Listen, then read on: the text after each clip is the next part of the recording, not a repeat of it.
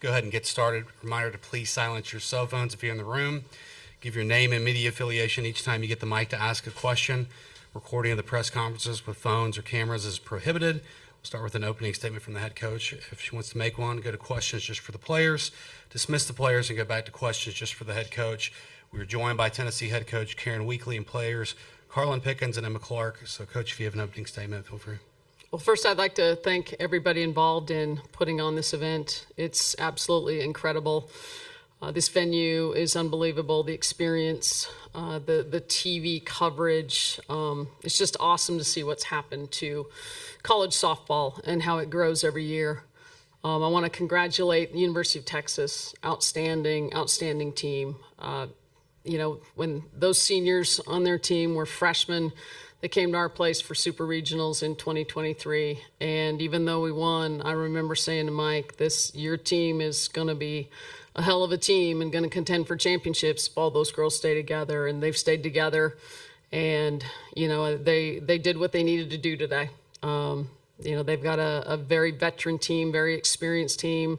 And they rose to the occasion with their backs against the wall and incredibly talented, incredibly experienced, and very, very well prepared. I also am really proud of our team, I think a lot of people counted us out. Didn't think we'd get here. We certainly had our ups and downs during the season. And then when we got here, probably thought we wouldn't make much noise. And we made a lot of noise. And, I told them in the locker room, there's never any words to say that's going to ease the pain. But I think for our team, the pain is because it's the end of them being together. Absolutely, they want to win a national championship. But I think it's just as much they want to be together another day. And that's where the sadness comes from. So we're grateful that we're here. We're grateful we're in a position to be sad because a lot of teams aren't. Okay, we'll open up to questions for players. Okay, we'll start on the left side, second row by the aisle. For Emma, offensively, you guys just weren't able to get a lot going today. And I know, if I'm not mistaken, you guys have only 4 hitters in the lineup who were at the World Series in the lineup last year. Just, you're one of them. Is there something to be said about having been here before and being able to meet that moment? I will just say that, the people that we are today are definitely not the people we were last year. There's just been so much growth. Me personally, I've felt much more much more comfortable in the box this go around, and it's just been much more better for all of us. And then just being able to pass that on, what little experience I have, to the people who are new to this. It's just trying to get whatever we can get around to each other. Okay, we'll stay on the left side, front row. Carlin, I know that's not how you wanted to finish your time here at Tennessee, but what does it mean to you to look back and see the impact that you've had for this program? And Emma, if you could talk a little bit about what you've seen of Carlin and how she changed this program. My 4 years here have been nothing but just amazing. I've enjoyed my experience so much. I've been a part of 4 amazing group of girls, and I think that's the kind of the hardest part of walking away from it, is just, the bonds that we have with this team and teams in past and stuff like that. I'm thankful to have been able to be a part of this program, to be able to put on this uniform and fight for the Lady Vols and my team. So, Carlin has already left just such a great legacy as a Lady Vol, and has taught me what it means to truly wear the jersey and to, just play softball. And I could not have asked for a better pitcher to play behind this year and even last year. I'm just so grateful for her, because she's taught us how to be a leader, how to be accountable, how to love one another, and just truly embodies everything that Lady Vol softball, that's exactly who we want to be. And I just couldn't be more blessed to be able to get not only 1 year, but 2 years with you. So thank you. Okay, we got the left side on the back row. KCK WAT Sports in Knoxville. Coach, just the emotions behind seeing Carlin out there for players only right now. We'll go to Coach next. Yeah. You mean I don't get to talk about her in front of her? You can't. I mean, just trying to follow the rules. We'll get back to that, Coach. Emma, just offensively not being able to get anything really going. Just what do you think the struggles kind of lied in? I mean, I just think that Texas has a really good pitching staff, and we just weren't at our best today, and kudos to them, and we tip our hats to them, and they were just better than us today. Okay, we go to the left side, front row, Thomas. Thomas Jones, Austin American Statesman. Emma, you're a sophomore, right? Your coach was mentioning she saw those Texas players as young players, and they kind of grew together.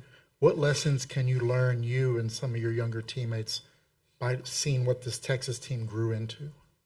Well, definitely the growth that I've seen players have already from last year to this year. I think that's growth that's going to continue to grow even more. And so just using that and just continuing to lean on my teammates to the left and the right to help me grow through that. And we all just kind of bounce that off of each other. And then we all just eventually grow into the greatest we can be.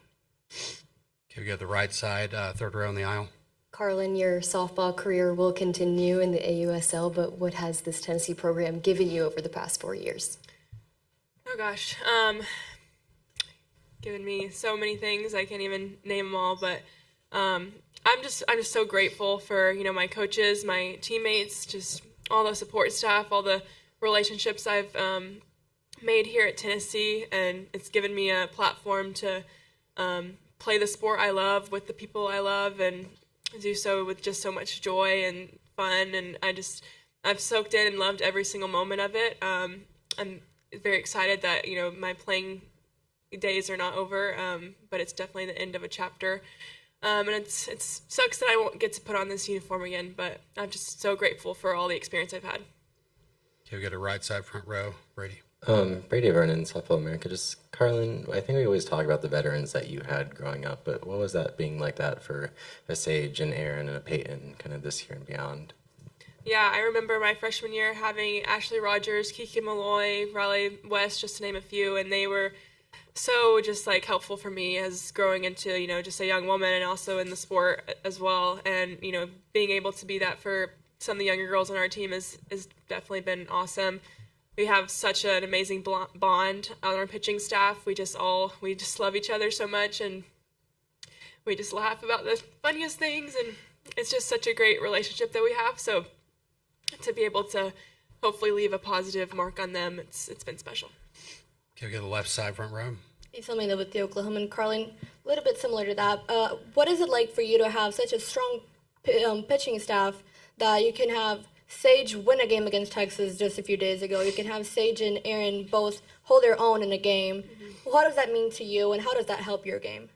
Yeah, it helps my game tremendously. I mean, just having so many arms that we can go to and have so much confidence and trust in one another.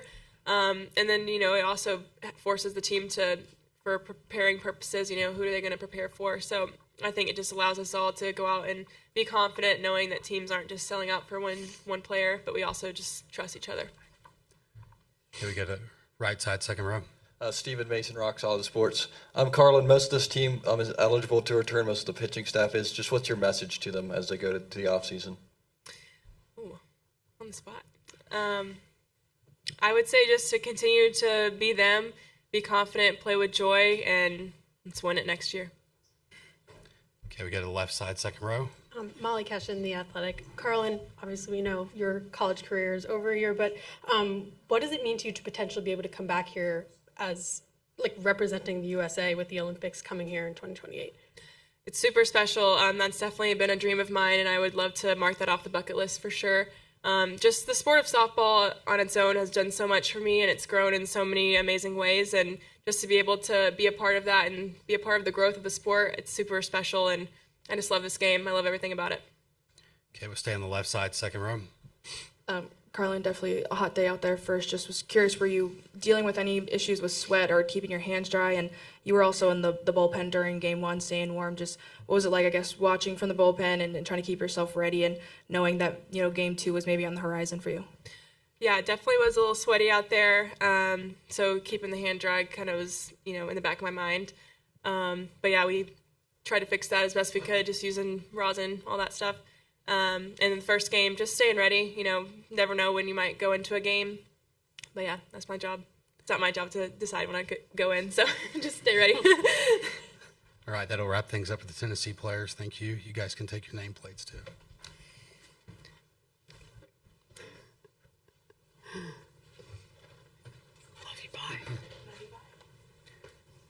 questions for Coach Weekly? KCK WAT Sports Coach, what I was going to ask you earlier about Carlin, just sending her out there for one final game. What were the emotions behind watching her play in the circle in game 2? Yeah, I mean, when the game starts, I'm not thinking it's one final game, right? But there's nobody else you want out there in that kind of a, win or go home kind of situation. I thought Carlin battled like the champ she is, and it was a great battle, and they got the best of us offensively. Kavon pitched a great game. We never could seem to get in a rhythm to really, do anything with her. As the game is going on and you're thinking, okay, this could be the last game, I'm trying not to think about it, but the time with her was going to come to an end, and just such a privilege to coach somebody like Carlin. She is everything you would want in a young woman, in a human being, and I have to give so much credit to her parents and how they've raised her so incredibly loyal.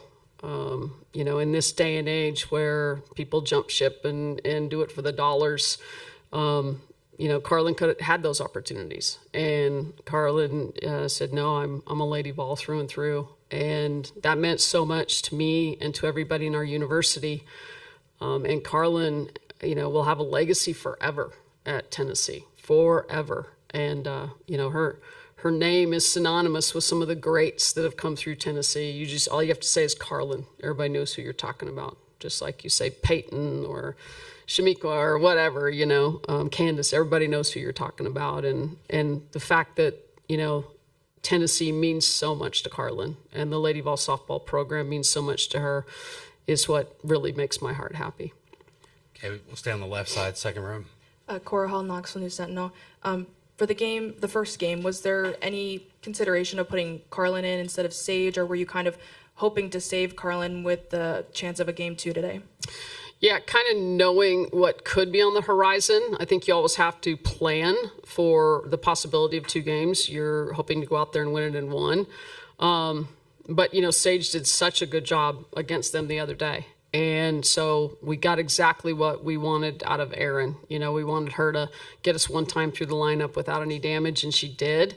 And then hand it over to Sage. And would have gone to Carlin if we'd gotten a lead at some point in time. That was really what I was waiting for, because you kind of have to balance how many bullets are you going to, use in game 1 if you get to game 2. You want to get to game 2 and have a good plan with your pitching staff. And I felt like we got to game 2 with a good plan. We got to game 2 with arrested Carlin. And pitching wasn't so much the problem today. We just didn't mount an offensive threat.